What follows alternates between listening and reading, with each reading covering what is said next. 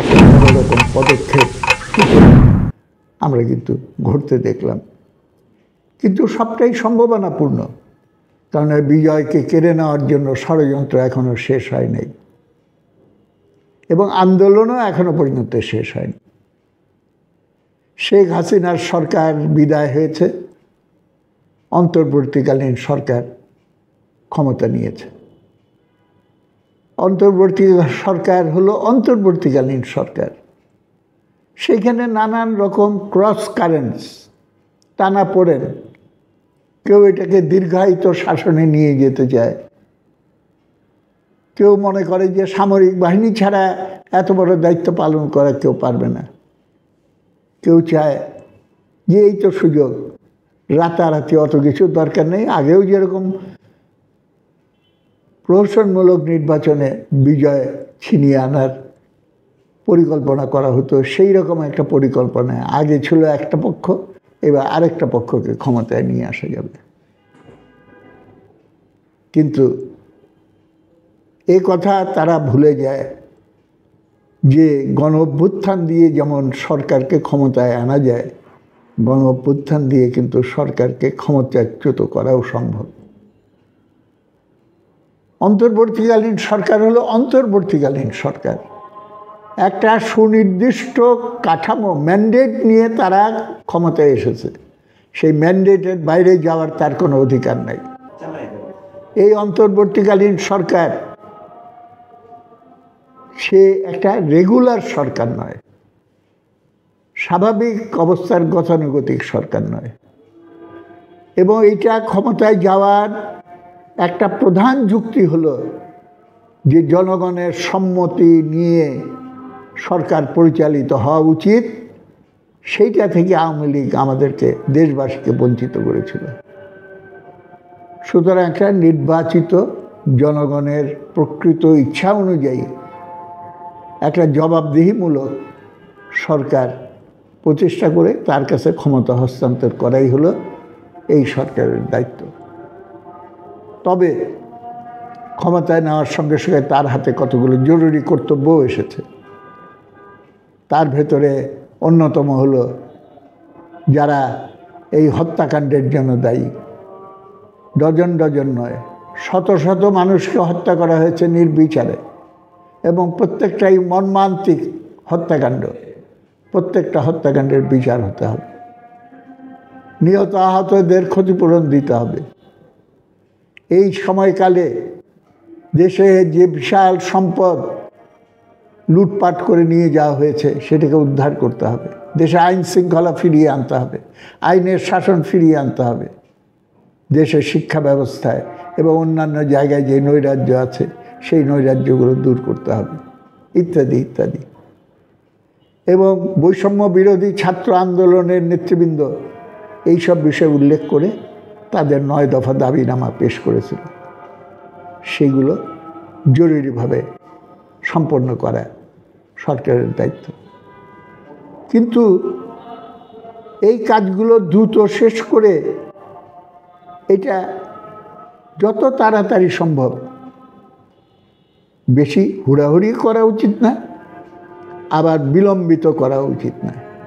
যত তাড়াতাড়ি সম্ভব দক্ষতার সঙ্গে এই কাজগুলো করে, সেইটার সঙ্গে একটা প্রধান কাজ হলো এমন একটা পরিবেশ এবং নিয়ম কানুনের ভেতরে আমাদের নির্বাচন কাঠামোটাকে নিয়ে আসা যেখানে মানুষ অবাধে ভোট দিতে পারবে।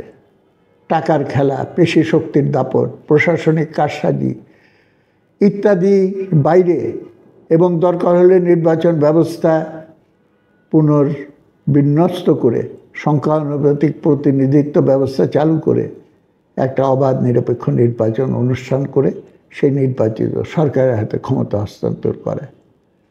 এবং রাষ্ট্রের অন্যান্য ক্ষেত্রে মৌলিক সংস্কার যেগুলো প্রয়োজন, সেই মৌলিক সংস্কারের দায়িত্বটা সেই নির্বাচিত সরকারের হাতেই দিয়ে দেওয়া প্রয়োজন। সেইটা এই সরকারের ম্যান্ডেটের ভেতরে পড়ে না।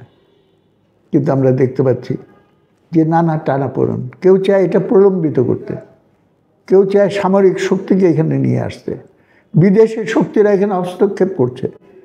আমেরিকা থেকে নানান রকম ফর্মুলা এবং ফরমাইশ এখানে আসছে। আমাদের প্রতিবেশী ভারত আগাগোড়াই আমাদের দেশে রাজনীতিতে হস্তক্ষেপ করে থাকে। তাদেরও কতগুলো স্বার্থ এখানে ওতপ্রোতভাবে জড়িত। অন্যান্য বিদেশি শক্তিও তারা তাদের নিজ নিজ স্বার্থ রক্ষায় তৎপর। অন্যদিকে একটা খুবই বিপজ্জনক শক্তিও এখানে বিরাজ করছে। সব মানুষ বুঝতে পারবে না যে এরা বিপদ কি বিপদ না, কেন কথা ওদের খুব সুন্দর, কিন্তু সব কথার ভেতরে একটা কথা হলো এই দেশকে রাজনীতি শূন্য করে দিতে হবে এবং রাজনীতিবিদরাই সমস্ত অপরাধের জন্য দায়ী। হ্যাঁ, এই কথাটি ঠিক যে রাজনীতি এখন দুই রকম হয়ে গেছে। একটা হলো হালুয়া রুটির রাজনীতি। আওয়ামী লীগ, বিএনপি, জাতীয় পার্টি, জামাতে ইসলাম এরা রাষ্ট্র পরিচালনা করেছে এই হালুয়া রুটির ধারায় দেশকে পরিচালনা করার জন্য। কিন্তু আদর্শের রাজনীতিও কেউ শত চেষ্টা করেও এইখানকার মাটি থেকে উৎপাটিত করতে পারেনি। কমিউনিস্টরা, বামপন্থীরা সেই আদর্শের রাজনীতি ধরে অগ্রসর হচ্ছে। সুতরাং ওই হালুয়া রুটির রাজনীতি এবং অশুভ রাজনীতি সেইটার অজুহাত দেখিয়ে আদর্শের রাজনীতি যদি সরিয়ে দেওয়া যায় তাহলে এখানে বিরাজনীতিকরণের ফর্মুলা অনুযায়ী এখানে একটা শাসন চাপিয়ে দেওয়া যাবে এবং যেটা সাম্রাজ্যবাদের একটা সুপরিকল্পিত প্রয়াস এবং নয়া উদারবাদী বুর্জুয়া ব্যবস্থার প্রেসক্রিপশন অনুযায়ী আমাদের দেশেও সেই ধারায় নিয়ে যাওয়ার জন্য একটা প্রচেষ্টা কিন্তু ইতিমধ্যেই লক্ষ্য করা যাচ্ছে। আমাদের সামনে এখন কাজ মূলত 3-4টা কথায় বলা যায়। প্রথম কাজ, বিজয়কে সংগত করতে হবে এবং সাম্প্রদায়িক হানাহানি করে, অরাজকতার সৃষ্টি করে, খুন ডাকাতি এইগুলোর ভেতর দিয়ে সামাজিক নৈরাজ্য সৃষ্টি করে এমন একটা পরিস্থিতি তৈরি করার জন্য কেউ কেউ সচেষ্ট হয়ে আছে যখন তারা বলতে পারবে যে হ্যাঁ, শেখ হাসিনার রাজত্ব খারাপ ছিল কিন্তু তা এখনকার চেয়ে তো অন্তত ভালো ছিল, সুতরাং শেখ হাসিনাকে ফেরত নিয়ে আসো। কিংবা তারা বলতে পারবে যে শেখ হাসিনাকে সরিয়ে দিয়েছি, ব্যাপারটা হলো খারাপ লোকগুলোকে দূর করা গেছে, এখন নতুন লোক আসছে। নতুন লোক আসলেই তারাও যদি একই ব্যবস্থায় একই রকম লুটপাট চালিয়ে যায়, একই রকম স্বৈরতান্ত্রিক কাঠামোর ভেতরে দেশকে আবদ্ধ করে রাখে, তাহলে সেটা হবে একটা একই বইয়ের নতুন সংস্করণ। মানুষ একই অন্যায় ব্যবস্থার নতুন কোনো সংস্করণ দেখতে চায় না, তারা একটা বিকল্প দেখতে চায়, যেই বিকল্প আমাদের দেশকে বৈষম্যমুক্ত সাম্যের একটা সমাজ এবং রাষ্ট্র ব্যবস্থা উপহার দেবে, যেটা আমাদের মুক্তিযুদ্ধের স্বপ্ন ছিল। দ্বিতীয় কথা হলো, মাঠ কিন্তু অনেকটাই তৈরি হয়ে আছে আমাদেরকে স্বাগতম জানানোর জন্য। কারণ আওয়াজ উঠেছে যে বৈষম্যবিহীন সমাজ চাই। বৈষম্যবিহীন সমাজের স্লোগান আমরা আগাগোড়াই দিয়ে এসেছি। কেউ খাবে আর কেউ খাবে না, তা হবে না, তা হবে না। অর্থনৈতিক শোষণ থেকে মুক্তি লাভের লক্ষ্যেই আমরা রাজনীতিতে স্বৈরাচারী ফ্যাসিস্ট কাঠামো পরিবর্তন করে গণতান্ত্রিক কাঠামোকে পূর্ণভাবে প্রতিষ্ঠা করতে চাই। সেই লক্ষ্যে এগিয়ে যাওয়ার জন্য আমি দেশবাসীকে আহ্বান জানাচ্ছি। লাল সালাম, বিপ্লব দীর্ঘজীবী হোক।